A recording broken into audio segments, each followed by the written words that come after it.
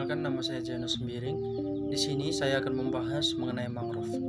Yang akan kita bahas di sini yaitu pengertian mangrove, penyebaran mangrove, manfaat, serta penyebab kerusakan mangrove dan cara penanganannya. Pengertian mangrove. Mangrove adalah semak atau pohon yang tumbuh di pesisir air asin atau payau. Istilah ini juga digunakan untuk tumbuhan pantai tropis yang terdiri dari jenis-jenis tersebut.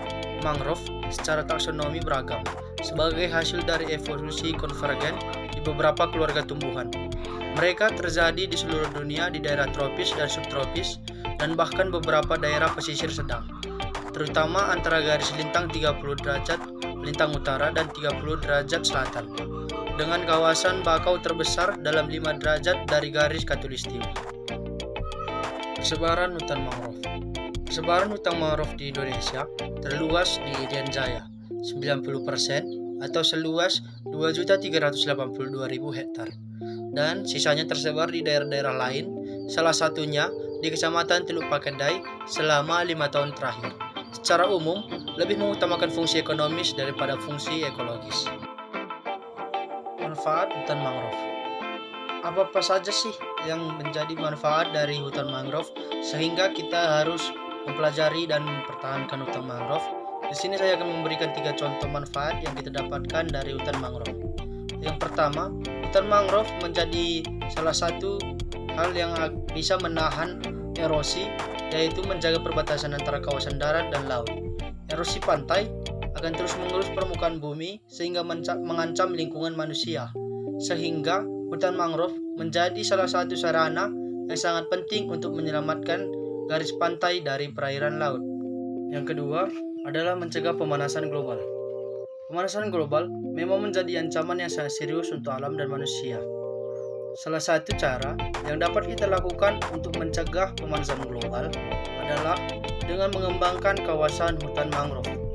Tanaman mangrove menjadi salah satu penopang pemanasan dari perairan laut. Selain itu, mangrove juga berperan untuk mengatasi masalah banjir pada kawasan pesisir.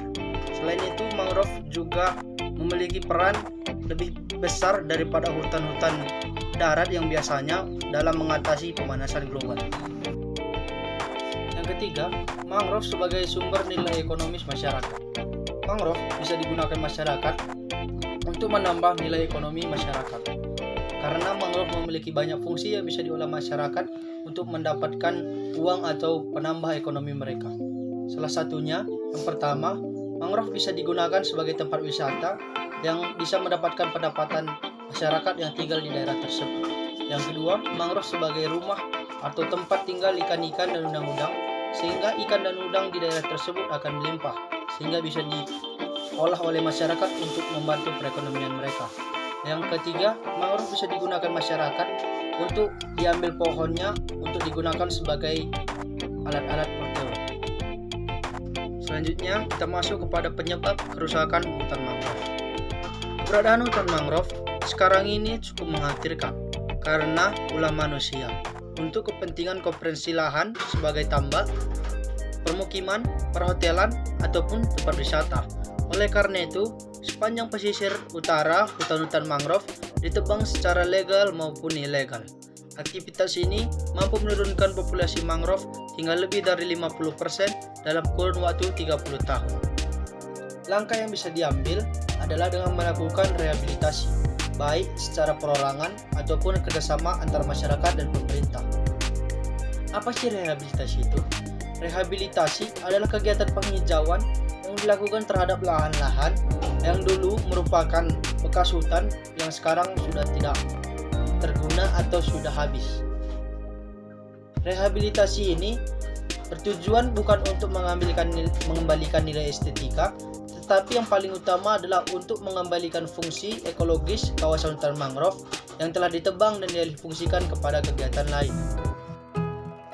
Kesimpulan yang kita bisa ambil adalah alam bisa memberikan apapun kepada kita, tergantung bagaimana cara kita menanggapi alam. Jika kita melakukan hal yang baik ataupun melakukan kegiatan-kegiatan yang positif terhadap alam, maka alam akan memberikan hal yang baik juga kepada kita, sehingga kita bisa mendapatkan manfaat yang banyak dari alam. Sebaliknya, jika kita melakukan hal yang buruk ataupun mencemari alam, maka alam juga akan memberikan hal yang buruk terhadap kita. Jadi, tetaplah melakukan hal yang positif dan tetap merawat alam untuk kehidupan kita yang lebih baik ke depannya dan untuk kehidupan anak cucu kita yang akan lebih baik. Saya Janus Sembiring, terima kasih.